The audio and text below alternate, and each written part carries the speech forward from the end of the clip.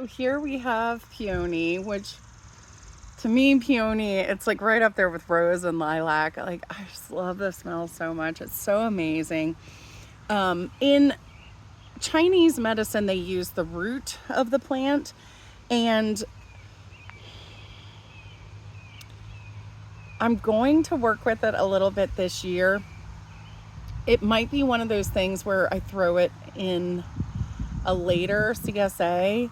I've been trying to establish these plants and get them like really, really big before I work with root. So that's something I've never worked with, but I've been working with the flowers for many, many, many years. And I absolutely love them. They're just so beautiful and they smell so good. The ants, of course, love them. So when you harvest these, you typically just cut the top off, and then I dry the whole thing together, and then I release the flowers from the base, because the base will be really big and kind of chunky. You guys are gonna get buds that have not opened up yet, so they are currently in the freezer. What you'll want to do is put them in some water, cold water, so they don't get shocked, and then allow them to bloom. Or you can actually throw them on the dehydrator in this small state.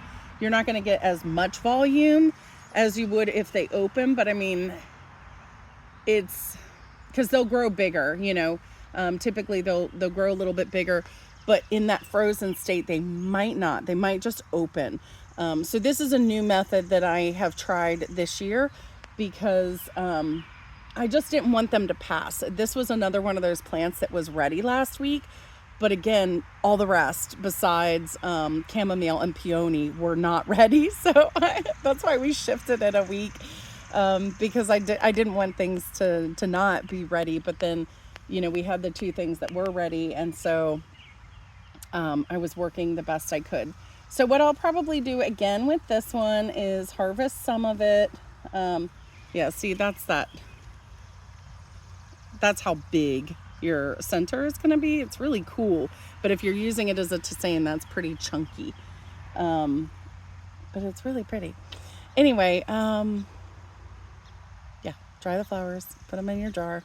This is another one of those flowers with honeysuckle that we put in our cleansing blend to kind of balance out like the dandelion and the bitter things. So a lot of times when you add a sweet flower to your bitter greens, it'll help kind of balance that out.